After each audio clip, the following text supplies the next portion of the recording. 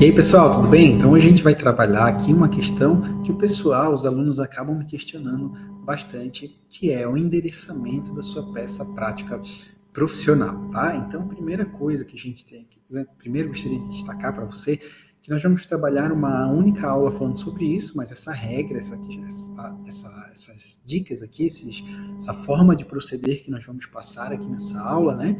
Elas se aplicam para todas as peças que vão ser exigidas de você, tá? Então, a primeira coisa que a gente tem que ter em mente é que antes de 2015, nós direcionávamos a peça, por exemplo, né? Excelentíssimo senhor doutor juiz de direito da primeira vara criminal da comarca de Florianópolis, né? Então, nesse momento, nós dirigimos a peça para o juiz, né?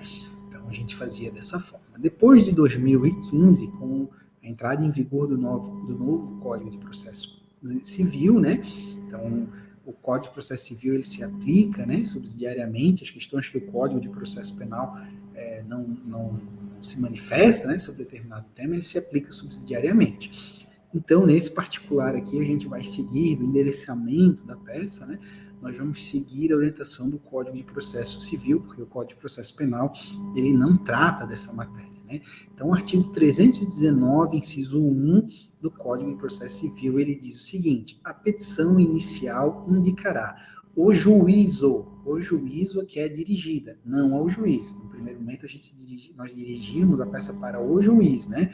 Agora, a partir de 2015, né, a boa técnica processual, ela diz que o endereçamento da sua petição, ele deve ser feito para o juízo. Então, a gente vai assim, ao juízo da primeira vara criminal da comarca de Florianópolis. Então, viram a diferença? Antes era excelentíssimo senhor doutor, agora é ao juízo de, né? Então, esse é a primeira questão, né? É fato que na sua prática, no seu dia a dia, como advogado, essa questão ela não vai acarretar, por exemplo, o não conhecimento do seu recurso de apelação, por exemplo, né, ou das suas alegações finais, ou do seu recurso em si distrito, porque você escreveu de forma não segundo a legislação vigente o juízo a que sua peça deve ser direcionada, né? Isso é uma questão formal sem relevância prática e efetiva, tá? No exame de ordem também, eu tenho visto aqui e lido algumas questões de alunos, de colegas e tudo mais, que tem sido aceito as duas formas, tá? Você direcionar ao juízo, excelentíssimo senhor doutor juiz de direito de, ou ao juízo da primeira vara criminal da comarca tal, né? Então, as duas formas têm sido consideradas pela banca, né? Então, quem escreve de um jeito, quem escreve do outro, não sofre nenhum prejuízo com base nessa questão, tá? Mas como a nossa legislação ela prevê uma forma, ela prevê um procedimento, é importante, na minha visão, que você atente para isso e sempre direcione a sua petição ao juízo. Por quê? Porque o avaliador vai ver que você já direcionou sua petição ao juízo de, ele já vai ver, opa, esse cara aí já está antenado, né? Já sabe já sabe o procedimento que o Código de Processo Civil determina, né, para o direcionamento das peças, né? Já é um ponto positivo para você. Então eu recomendo que você direcione a sua peça dessa forma, tá? Mas se você fizer da outra, pelo que nós temos visto aqui na prática, não tem sofrido nenhum prejuízo, tá? Superada essa questão, tá? Então é importante também outra coisa, né? Para qual comarca eu devo dirigir a minha peça, né? Para qual juízo eu devo dirigir a minha peça? Então, todo candidato da prova da OAB sabe que é vedado qualquer forma de identificação da sua peça. Então, você não pode inventar nenhuma informação que não esteja no enunciado, né? Que seja trazido ali para você pelo examinador, né? Então, por exemplo, se você inventou que a sua peça foi para a comarca Y, que não tem nenhuma indicação dessa comarca, né? No enunciado, a sua peça ela pode ser nem corrigida, tá? Porque eles podem considerar que é uma identificação da peça, né? Então é importante você tomar cuidado com essa questão. O nome da comarca vem descrito tem vindo, né, nos últimos exames, descrito no enunciado. Então, você deve ficar atento a isso, aquela comarca, e não vai inventar uma comarca ali, né, um juízo, né, siga aquilo que está na sua peça. A gente vai pegar alguns exemplos aqui, dois exemplos, né, para mostrar para você, e você ficar mais tranquilo com essa situação específica. Então, aqui, pessoal, ó, deixa eu compartilhar minha tela. Então, a gente vai falar aqui, ó, sobre o 33º exame de ordem, tá? Um exemplo aqui que eu vou trazer para você ver essa questão, tá? Do direcionamento da sua peça. Deixa eu ver aqui. Então, a gente vai lá para o primeiro, segundo, terceiro parágrafo, que diz o seguinte, né? Antes do oferecimento da denúncia, o Ministério Público solicitou que fosse realizada diligências destinadas à obtenção da filmagem do estabelecimento onde os fatos teriam ocorrido, razão pela qual houve relaxamento da prisão de Breno. Após a conclusão da diligência, sendo acostado aos autos o procedimento de filmagem que confirmava a autoria delitiva de Breno, em 5 de junho de 2019, Breno foi denunciado pelo Ministério Público perante a primeira vara criminal da comarca de Florianópolis. Então, olha só, essa questão aqui do 33º exame da prova de ordem, ela trouxe especificamente perante a primeira vara criminal da comarca de Florianópolis, né? Então, como é que você vai escrever aqui a sua peça? Deixa eu abrir aqui.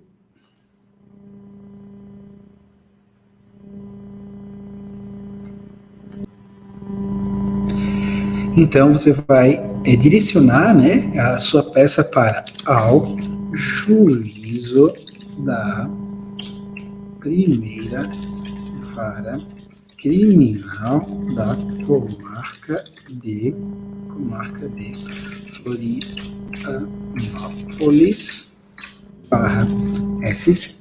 A minha recomendação é que você direcione a sua peça dessa forma, ao juízo da primeira vara criminal da comarca de Florianópolis. Se eu escrever aqui, como nós falamos, excelentíssimo senhor doutor juiz de direito da primeira vara criminal da comarca de Florianópolis /SC. A sua questão, ela vai estar errada, na prática processual está errado esse segundo direcionamento? Não está errado, tá? E como eu falei para você, na prática nós temos visto que essa forma aqui tem sido aceita, em que pese não ser mais a forma do processamento determinado pelo Código de Processo Civil, mas tem sido aceito. Mas, para evitar qualquer problema, eu recomendo que você direcione suas peças dessa forma aqui, com base, né, na comarca indicada, a primeira vara criminal da comarca de Florianópolis, ser indicada no enunciado da questão, para não acontecer aquela situação da possível identificação da sua peça prática profissional, né? Então é importante você ficar atento a essa questão. Então, pessoal, agora a gente vai pegar um outro exemplo aqui, né? Naquele exemplo anterior, o enunciado ele trouxe, né, uma comarca de Florianópolis, Santa Catarina. Agora a gente vai pegar um exemplo aqui que o enunciado ele trouxe uma vara com nome fictício, tá? Mas, de novo, é importante destacar que o enunciado ele trouxe o número, trouxe o nome do local para onde sua peça ela deve ser direcionada. Então é importante a gente ficar bem atento a isso, tá? Então, deixa eu aqui compartilhar com vocês a tela. Então ele traz aqui, eu vou pedir para você, né? Como eu sempre digo, essas peças práticas vocês podem acessar no site do Conselho Federal, né? Todas as provas antigas estão lá. Ou sempre quando eu cito aqui, eu já deixo eu coloco esse material anexo, né? A aula no campo ali específico, dentro do módulo, né? Já para facilitar você ter o acesso. Então essa aqui é do 38º exame de ordem, né? Então nós vamos pegar aqui, ó. Então, nós vamos lá para o parágrafo 1, parágrafo 2, parágrafo 3, parágrafo 3º. As cartas de execução de sentença foram tombadas ao juízo de execução penal da Vara Federal Criminal de Alfa. Então, a gente viu aqui, juízo de execução penal da Vara Federal Criminal de Alfa. Então, como é que a gente vai redigir essa questão aqui, tá? Então, a gente vai colocar aqui, ao juízo da Vara de Execuções penais. Tem 2 vezes aqui. Execuções penais da comarca. Execuções penais. Deixa eu só voltar lá como é que é. Vara Federal Criminal de Alfa. Aqui, ao juízo da Vara de Execuções Penais da comarca de Alfa. Ao juízo das execuções penais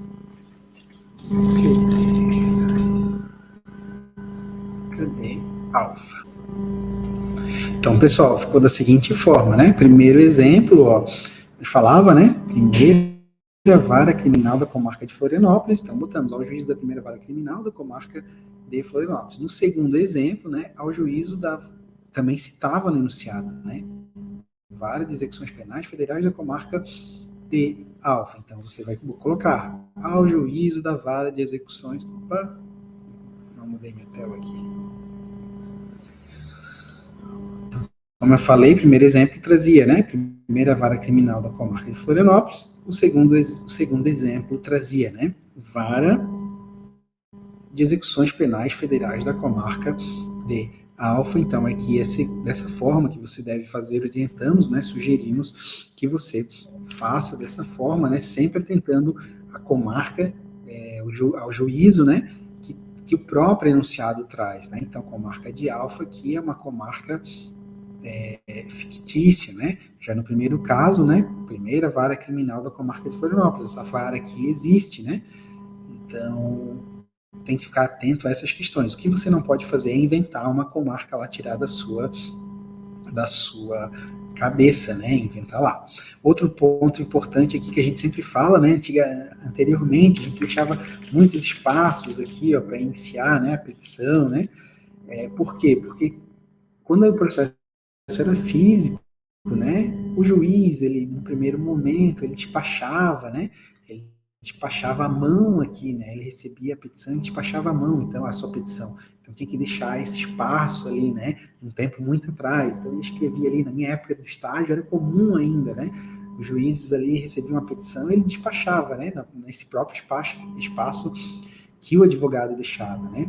Quando você fazia o protocolo físico das peças também, aqui vinha o carimbo, né, de protocolo. Então, para não ficar em cima da sua petição, da sua escrita ali, você deixava, né, para que fosse feito o protocolo mecanizado, né. Hoje em dia, com o processo eletrônico, não tem mais a necessidade de deixar tanto espaço aqui, né. Muitas vezes a gente acaba deixando meio que como um costume, né, mas você pode diminuir esse espaço. Não precisa, a gente deixava 10 espaços, né, hoje você deixa ali 3, 4 espaços, tá? Da mesma forma, na sua prova prática, você não vai perder um monte de linhas aqui, deixa 3 linhas aí no máximo, né? Espaços e começa colocando aqui, né? João da Silva, né? Imaginando que o problema tenha trazido o nome do seu possível cliente seja João da Silva, né? Então não precisa deixar aquele monte de espaços aqui, você perdeu um monte de linhas na sua peça prática profissional, tá? Então, pessoal, essa é a questão do direcionamento da sua peça. Espero que tenha ficado claro. Qualquer dúvida é só chamar, deixar aqui nos comentários, né? Ou no nosso atendimento, que vai ser um prazer te atender. Vai ser um prazer aí tirar suas dúvidas para te auxiliar na sua aprovação na segunda fase da prova da OAB.